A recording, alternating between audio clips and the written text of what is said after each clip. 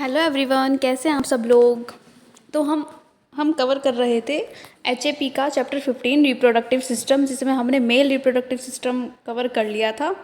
आज हम देखेंगे फीमेल रिप्रोडक्टिव सिस्टम। चलिए इसकी सबसे पहले एनाटॉमी देखते हैं कि हमारा जो फीमेल रिप्रोडक्टिव सिस्टम होता है ये कैसा दिखता है। ये इसकी इंटरनल एनाटॉमी है। ये आपको दिखाई दे रही होगी fallopian tube, ovary, uterus, cervix, vagina और हाइमेन। फैलोपियन ट्यूब क्या होता है, जिसमें हमारे फॉलिकल्स क्या होते हैं, प्रोड्यूस होते हैं, और जो ओवरी से यूट्रस तक एग्स का पहुंचाने में काम करता है। वहीं आता है ओवरी, जिसमें हमारे एग्स जो हैं वो प्रोड्यूस होते हैं। यूट्रस जहाँ हमारा बेबी डेवलप होता है। सर्विक्स एक ये हमारी लेयर होती है। वजाइना जो क्या करती है, जब जो स्पर्म होता है उसको मतलब उसके थ्रू जब वो डिलीवर करने का काम करती है।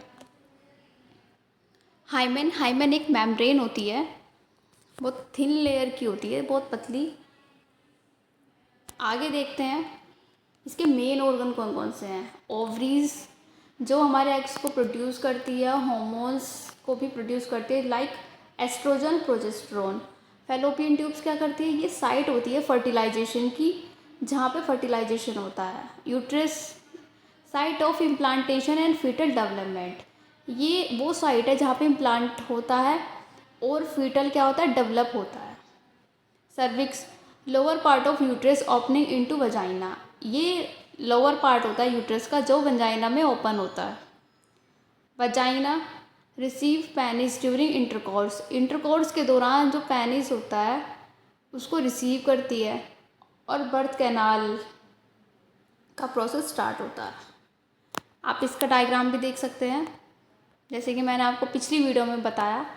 Diagram is most important. आप एचएपी में तो डायग्राम बना के ही आइएगा एग्ज़ाम में। देखिए फैलोपियन ट्यूब है, यूट्रस है, फंडस है, ये इसका स्ट्रक्चर है। आप ये वाला भी बना सकते हैं, जो आपको इंटरनल स्ट्रक्चर है वो वाला भी बना सकते हैं। नेक्स्ट देखते हैं फिजियोलॉजी ऑफ मेंस्ट्रुएशन। मेंस्ट्रुएशन क्या होता है। मेंस्ट्रुएशन जो मासिक धर्म का प्रोसेस है वो देखते हैं। Menstruation is the monthly shedding of the uterine lining when fertilization does not occur. Menstruation एक मंथली शेडिंग है जो यूट्राइन लाइनिंग मतलब कि एंडोमेट्रियम से होती है जब फर्टिलाइजेशन नहीं होता, ये तब होती है। It is regulated by hormones, इसमें कुछ हमारे हार्मोन्स हैं जो रेगुलेट होते हैं, एफएसएच और LH, estrogen and progesterone. FSH का मतलब है फॉलिकल स्टिमुलेटिंग हार्मोन और एलएच का मतलब होता है ल्यूट्राइजिंग हार्मोन। और एस्ट्रोजन और प्रोजेस्टेरोन, जब ये सब हमारे हार्मोन रेगुलेट होते हैं तब हमारे मेंस्ट्रुएशन प्रोसेस होता है। Typical cycle last 28 days and has 4 phases. ये 4 फेजेस में होती है और लास्ट 28 डेज के बाद ये साइकिल रिपीट होती है पर मंथ। मेंस्ट्रुअल फेज क्या होता है, डे 1 से लेके 5 तक होता है, और जो फॉलिकुलर फेज होता है वो 1 से लेके 13 तक होता है। ओव्यूलेशन होता है हमारा डे 14 तक, और ल्यूटियल फेज जो होता है हमारा 15 to 28 डेज तक होता है। आपको इसमें भी आसानी से देख सकते हैं, हिंदी में आपको समझ में आ जाएगा। स्पर्मेटोजेनेसिस और ओजेनेसिस क्या होता है। स्पर्मेटोजेनेसिस क्या होता है, जिसमें हमारा जो स्पर्म होता है उसका निर्माण कैसे हो रहा है। The process of sperm formation in the seminiferous tubule of testis, जो हमारी ये प्रोसेस है, ये जो हमारा स्पर्म होता है उसको सेमिनिफोरस ट्यूब्यूल्स में, टेस्टिस की जो सेमिनिफ्यूरस ट्यूब्यूल्स होती है उसमें स्पर्म का फॉर्मेशन होता है। It start at puberty and continue through out life. ये हमारा प्यूबर्टी से स्टार्ट हो जाता है, यानी कि जब कोई बॉय है वो 14 से प्लस होने लगता है, ये तब स्टार्ट हो जाता है और ये लाइफ टाइम तक चलती रहती है process. It includes mitosis, meiosis and differentiation. इसमें माइटोसिस आती है, मियोसिस होती है और बहुत सारे डिफरेंशिएशन आते हैं, चेंजेस भी आते हैं हमारी बॉडी में। स्पर्मेटोजेनेसिस का प्रोसेस है, ये आप ज़रूर करके आना एग्ज़ाम में, देख लीजिए। इसमें मायोसिस और मियोसिस का प्रोसेस दिखाया गया है। स्पर्मेटोजोनियम जिसमें प्राइमरी स्पर्मेटोसाइट बन रही है, जिससे 2 मियोसिस का प्रोसेस हो रहा है। मियोसिस उस 2 सेल से हमारी, एक सेल से हमारी 2 सेल बन रही है, फिर 2 सेल से हमारे 4 सेल में डिवाइड हो रहा है और फिर उससे हमारे स्पर्म का फॉर्मेशन हो रही है। ऐसे ही हम ओजेनेसिस देखते हैं कि हमारे जो एग्स हैं वो कैसे फॉर्मेशन करते हैं। Formation of ovum in the ovaries, ovaries में हमारे ओवम का फॉर्मेशन होता है। It begins before birth but complete only after fertilization. यह जो हमारे बर्थ से पहले स्टार्ट होती है, लेकिन फर्टिलाइजेशन के बाद ये कंप्लीट हो जाती है। इसका आप इसमें दोनों आप देख सकते हैं, स्पर्मेटोजेनेसिस भी है और ओजेनेसिस की प्रक्रिया भी है, आप दोनों देख सकते हैं। आगे देखते हैं प्रेगनेंसी एंड पार्टूरेशन। प्रेगनेंसी क्या है?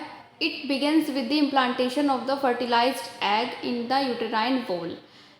हमारी जो प्रेगनेंसी है वो कब शुरुआत होती है? जब हमारी फर्टिलाइज एग जो होता है ज़ाइगोट, वो हमारी यूटेराइन वॉल में आ जाता है। यह लगभग लास्ट अराउंड 9 मंथ्स, ये हमारी 40 हफ्ते का होता है, जिसमें 9 महीने का हो सकता है ये। और hormone like STG, progesterone and estrogen supported. इसमें हमारे कुछ हार्मोन्स हैं जो सपोर्ट करते हैं इस अवस्था को। एसटीजी हो गया, प्रोजेस्टेरोन हो गया और एस्ट्रोजन। प्रेगनेंसी स्टेज देखते हैं। फर्स्ट मंथ, जिसमें पहले से 4 हफ्ते में हमारी जो वुमेन है वो ऐसी रहती है। सेकंड मंथ में देख सकते हैं आप, धीरे धीरे इसमें आपको दिखाया भी गया है कि बेबी कैसे डेवलप कर रहा है। सेकंड मंथ में देखिए, थर्ड मंथ में धीरे धीरे बड़ा हो रहा है ना, जैसे आप देख रहे हैं। फोर्थ मंथ के बाद हमारा जो बेबी होता है वो धीरे धीरे डेवलप करने लगता है। ये साइकिल 9 मंथ्स की चलती है। आगे देखते हैं parturition, the process of child birth triggered by hormonal changes, specially oxytocin. यह जो हमारी चाइल्ड बर्थ है, यह प्रोसेस है जिसमें जो हमारा बेबी होता है वो क्या करता है? जन्म ले लेता है। ये जो हार्मोनल चेंजेस हैं, ये जब आता है जब हमारा ऑक्सीटोसिन रिलीज़ होता है, जिसमें हमारी यूटेराइन कॉन्ट्रैक्ट कर जाती हैं और सर्वाइकल डायलेट कर जाता है। ये आप देख सकते हैं। ये जब का है, जब बेबी जन्म लेने वाला हो। बेबी किस तरीके से मूवमेंट कर रहा है आप देख सकते हैं।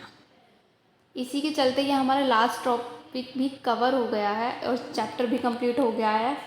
अब कुल मिला के हमारी एचईबी कंप्लीट हो गई है। अब आप अपनी प्रिपरेशन करिए एग्ज़ाम की। एग्ज़ाम नज़दीक ही है आपके। आई होप आपको ये लेक्चर समझ में आया होगा। कोई भी क्वेरी हो, कोई भी डाउट हो, आप मेरे से पूछ सकते हैं।